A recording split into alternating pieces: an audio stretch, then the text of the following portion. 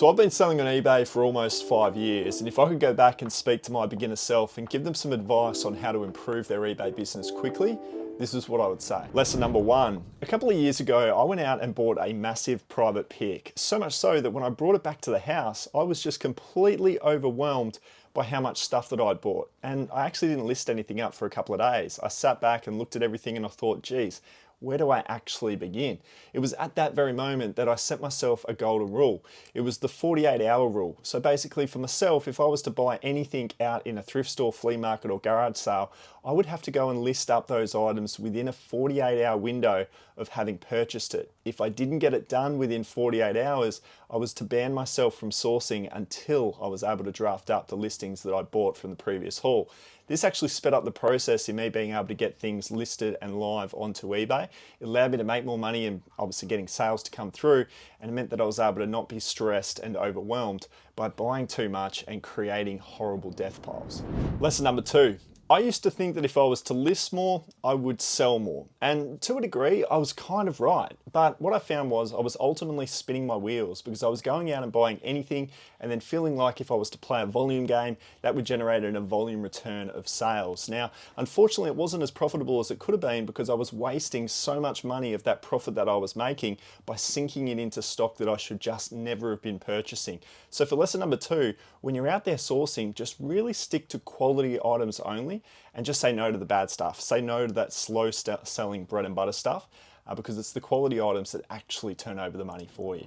Lesson number three. A couple of months ago, I had the opportunity to buy a large amount of Pokemon cards, but I didn't have the cash flow to be able to go ahead and spend the thousands of dollars that this haul was actually worth. The seller that was selling it to me, they knew how much the item was worth as well, and we were really just caught at a loggerhead. We didn't know what to do from here. She wanted to sell, I wanted to buy, but I didn't have the cash to do it. We came up with the agreement of consignment. And for lesson number three, when you've got a really, really expensive item that you're not sure how to go about purchasing, always opt for consignment. What I like to do on the deal is a 50-50 split of the profits. I'll take the item at zero cost, I will list the item up, and then when the item goes on to sell, I will split the profits 50-50 with the original owner of the item. Now, if you're wanting to build a relationship and continue on this relationship, I think 50-50 is a fair number. If you're doing it as a bit of a one-off, you can push it to a 70% share in your favor and a 30% share in the original owners. But consignment's a great way to go about sourcing stock that is incredibly expensive. You don't need to obviously put the money down to get your hands on it. Lesson number four. I was on the phone the other day to one of my mentoring clients and I asked them to show me their analytics. And they jumped onto eBay and they showed me what they had, and there was no seller hub. They didn't access the seller hub and they had never. I said to them that this was very easy to do, and I showed them the process of going up to the help bar, clicking on help, and then searching up seller hub and then enabling the seller hub for their account. You don't need a business account for this. This can be done on the personal account as well. Unfortunately, when you do sign up initially, eBay doesn't just give you the seller hub, you do need to enable it. It's a very simple process and it unlocks all of the analytics required to understand your business numbers. So it's a very simple step. Lesson number four, access your seller hub. You'll be amazed at what you'll see. Lesson number five, for the longest time, I have always scheduled my listings with a certain time and day. So it's always been the next day at 9 a.m. This was until I went away on a 5-day holiday and I realized that my sales were starting to plummet. I wasn't getting the natural turnover of sales like I normally would. And I thought to myself, why would this potentially be? And I realized that it was actually the save for later button that I should have been selecting to draft up my listing. There is a slightly extra step to this. On the particular day that you want your listing to go live, you do need to manually go into your draft bank and physically hit list now on the items that you want to go live that day. But in the eyes of the eBay algorithm, for some reason, it still generates you great return in sales for that particular day. So for lesson number five, no longer select that scheduled button, always click save for later. Lesson number six, why is LeBron James considered the best basketball player in the world? It wouldn't be all based around his very first game of basketball. would it? Because he didn't perform very well, and you couldn't really say that over the next 20 to 30 years he was going to turn into being the best basketball player to ever exist. We need to think about this in the terms of an eBay seller as well. We can't look at things in days or hours like we often do when we start an eBay business. We need to think in months and years. What's it going to look like if you consistently listed for the next 5 years straight by closing your eyes and just sticking to a game plan? You would be amazed. You could potentially be the LeBron James of eBay. Lesson number 7. I was always so baffled when I first started selling on eBay. I noticed that in the listings, you would look at the photos and you would see these grey panels down the sides of the photos. And then in other photos, you would see really nicely laid out squared images of the product. And I thought to myself, these look so much better than the grey panels. How is this so? And I realized that it was the sellers with the square boxes that were putting their camera on a 1:1 aspect ratio. This would immediately produce a square shaped photo when you go ahead and put it up onto eBay. So a very slight change, a very simple change, but it had a dramatic effect in the cover photo on eBay. So for lesson number 7, turn your camera on the aspect ratio of 1:1. It'll improve your photos like crazy. Lesson number 8. I was at an eBay event a couple of years ago, and I vividly remember them saying that 70% of eBay sales over the last quarter have been generated from listings that have free postage.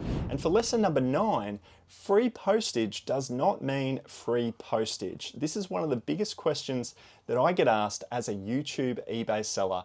And they'll say to me, Matt, why are you sacrificing profit by having free postage as your setup for postage payment? And I say to them always, and I'm out of breath by the time I keep speaking about it because I have to say it so much, it's not free postage. It's purely a marketing tactic. And a really great example of it is a $50 product. If I sell a $50 product for $50, that could be marketed in 2 ways. It could be $50 free postage, or it could be $40 plus $10 worth of postage. So once you get your head around that example and that understanding, you'll see that whether or not you choose to list it for a postage charge or choose to list it with free postage, at the end of the day, it means the exact same thing. But in the eyes of eBay and eBay's data that they're giving us as sellers, 70% of global sales, and we're talking millions of sales, are coming through with the free postage offering. So as soon as I heard that, I've been free postage ever since, and my sales have been looking great. Lesson number 10. I've always been daunted by the private pick. Reason being is because I'm buying a lot of things and I'm also spending a lot of money. But how is this going to be eventually a profitable exercise? Because every single item I buy and add to my pile in these situations, it's always going to be a really stressful experience to know exactly whether or not you got a good deal or not. Even more so when I turn the camera on and I'm telling millions of people what I'm up to as well. So what I want to be doing is I want to be making sure that I'm tripling my money. So if I'm buying something for $100, I want that product in my mind to at least be selling for $300 on eBay. Now the same goes for when you're buying big bulk deals. If you spend $1,000 on product, in my mind, I would want that to at least go on to sell for $3,000 on eBay. Reason being is you've got to take out those extra fees, you've got to take out the postage card charge, and you've also got to take out that initial investment of $1,000. By the end of that, you've typically doubled your money or very close to doubled your money worth of profit. And I think that's a nice place to start. If you can 4, 5, 6, 7x times your investment on a purchase, well, even better. But I always like to triple my money. Lesson number 11. My return rate on eBay after 5 years of selling on the platform is 0.98%. Now, even when you're first starting out, what you'll come to realize over time is that the return is always a very nasty experience that we don't want to have. But by turning returns off, we're actually doing ourselves a disservice as a seller because we're losing the opportunity to generate as many sales as we possibly could be if we're giving the buyer the confidence to say that, hey, if there's a problem with this item, I'm, as a seller, going to pay for the postage for you to send it back to me, and we're going to be all good. I'll send you a full refund.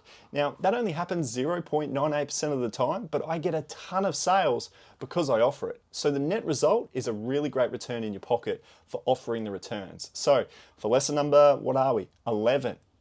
Make sure your returns are on.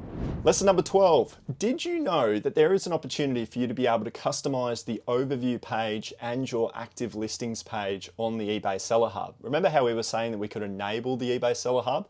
Well, once you've done that, you can actually tinker with the layout. And I've done it where I only have 6 squares that are showing on my overview page, and all of the other useless information like advertising spends and promotional offers that eBay like to give you, all of that to me is just clutter, and it doesn't need to be in the eBay overview page.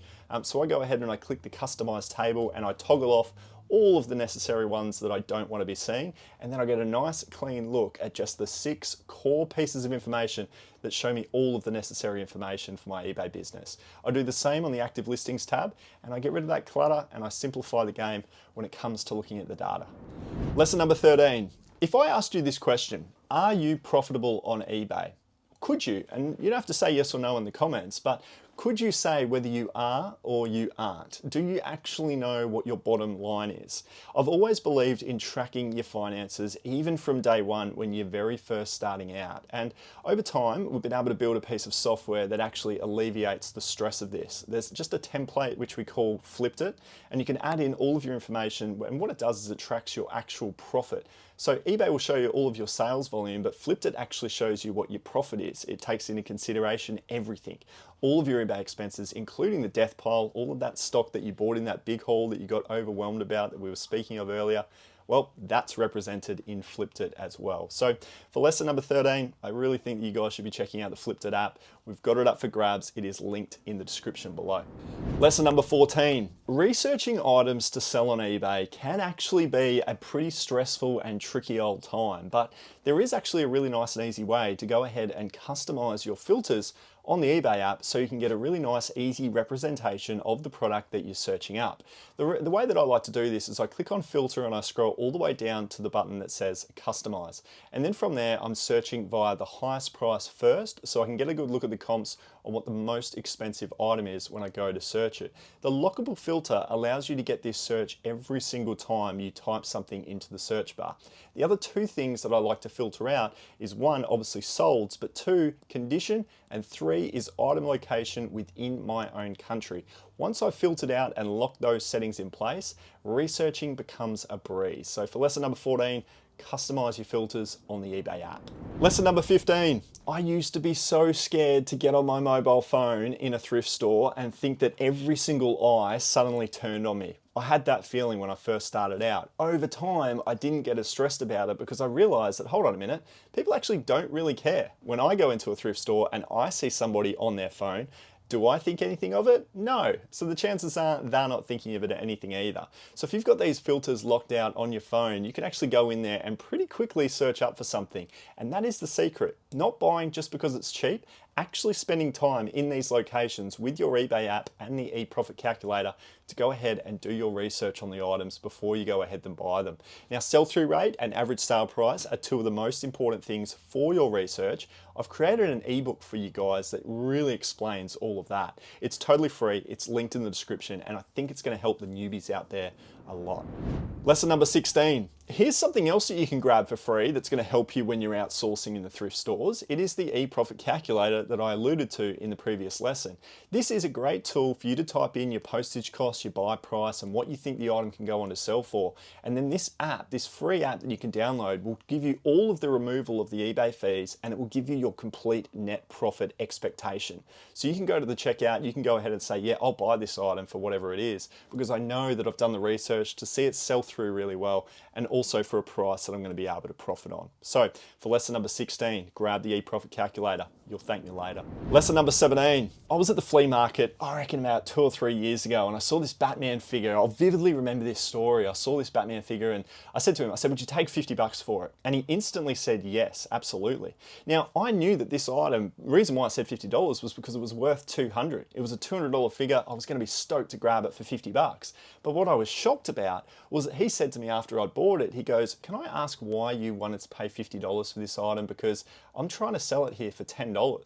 I'm just curious. Is it a really rare item that I didn't know about? And I just died. I just thought to myself, my God, I've just lost $40 more than I needed to spend. So for lesson number 17, I want you guys to be asking the vendors for their price first, because in that situation, when you get their price, it could be a great result, like a $10 action Batman action figure, or it could be $150 in that example, and you step away because you know it's only worth $200 and there's no opportunity for profit. So a huge lesson that I picked up a while back, and I've never set my price. I've always asked the vendor for theirs. Lesson number 18. Look, I like to think that I'm Iron Man and I don't get the flu and I can punch through every single day of the week, and I love to work, so maybe I'll just spend all of my time doing that and I won't have any worries. But a couple of weeks ago, I got the flu and I was knocked out with the man flu of all things as well. I was a big crybaby, and Kate, my girlfriend, knew it. But I basically said to myself, I'm really, really fortunate that I have a draft bank of listings that can go live while I'm in bed being a sookie crybaby. So she said to me, look, don't work on eBay today, just put your draft listings live, and that's actually all you need to worry about, apart from anything that goes on to sell. So for lesson number 18, I think that's a really crucial one, to have a draft bank that's built out. I always love to cap it at 2 weeks. If I've got a 14-day draft bank worth of active listings to go live, I could go away on holiday, I could be sick again, it doesn't really matter. You've obviously got the time up your sleeve. So never be stressed and be on the hamster wheel of day-to-day listings. Always get 2 weeks out ahead of the game, and you'll be so stress-free. Lesson number 19. Whenever I'm speaking to the people that I'm mentoring, I'm always speaking to them about their sourcing, and they're all saying that they're out in their local thrift stores every single day. And it becomes so monotonous that you start to think that that's the only place that you can go out and source items. There's also a real gripe around thrift stores being priced up too high, at least here in Australia anyway. Let me know if your country has got a really bad process of thrift store pricing. But I always like to say to people when I'm mentoring them to just look at alternative ways to be able to go ahead and source items. We spoke of consignment in one of the earlier lessons. That's fantastic. But even sourcing off eBay itself, that can provide some great opportunity that not a lot of us are doing. You can freely just go up and search for an item, find a misplaced listing, secure it at a price that they can ship it to you, and you can go up and list it back onto eBay and actually get the profit of what it's actually worth. So you can go through all the other traditional routes, flea markets, garage sales, friends and family, you name it. Just my big lesson here is don't think that the be all and end all is the thrift store, because it isn't.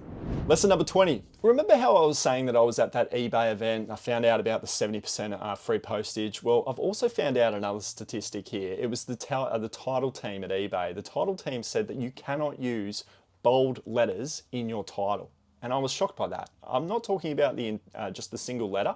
I'm talking about the entire word. So you can have the front letter capitalized, but don't have the entire word capitalized. Don't actually know the reason why, but eBay's title team absolutely stressed that was a big no-no. So for lesson number 20, don't use bold letters in your titles. Lesson number 21. Seeing is believing, guys. There is some massive research around putting your goals on paper. And one of the best things that I have ever done, which is hiding behind this light, is create myself a little whiteboard of my daily goals that I'm pushing towards. So I like to look at it on a monthly basis, and I like to break my monthly goals out into daily achievements. And by writing all of this out and seeing your results on a whiteboard, visually seeing what you're trying to aim towards, you're more likely in the research, you're more likely to achieve that outcome. So pick a goal, grab a whiteboard, plaster it on the whiteboard, put it on your laptop, home screen, whatever the case may be. Just get things visual, because that is a huge way to go ahead to achieving your goals. Lesson 22. If I want to be a lawyer, I'm going to have to go to law school. I'm going to have to sit down, I'm going to have to learn everything, and then maybe one day, if I'm lucky, I can be a practiced lawyer. Now, I'm not saying that that needs to be the case for eBay, but it also makes sense. Before you get started, you want to go and learn all of the theory behind how this thing actually works. How does this machine of eBay actually go about generating your sales? So for lesson number 22, spend some time in the early days to actually grab some learning material. And I've actually gone ahead and created this for you. I've got a starting from scratch set of modules that you can go ahead and instantly access and learn the fundamentals of how to sell on eBay from start to finish, including strategy on how to actually get it done. That again is linked in the description below, and I really think that'll help a lot of people out. Lesson number 23. If I think about all of the little achievements and big achievements that I have made in my life, it all comes down to the daily monotonous tasks that I'm just ticking off, and eBay is a big one for that. For you to be the LeBron James of eBay, like we spoke about earlier, there's one way that you can definitely not get there, and that is to quit. So for lesson number 23, just simply don't quit. That is my biggest piece of advice that I wish I'd told myself. Well, I didn't need to tell myself because I knew that if I didn't quit and I was consistent every single day with the little steps that it takes, you actually look back and you've got the big picture ticked off. You've got the result that you're after. I'm still here after 5 years as a full-time eBay seller because I just never quit. I continue to learn, I continue to educate myself, and I continue to put in the reps and go out and find those items, research those products, sit down and crush my listings. Everybody has the potential to take eBay to wherever they want to take it to. It's just a matter of putting the knowledge up here and then putting the workload out on show to get the results done. I know that you can do this. They are my 23 lessons. I hope you've had a good time with these. Let me know if I've missed any lessons if you're a seasoned seller, and we'll see you in the next video.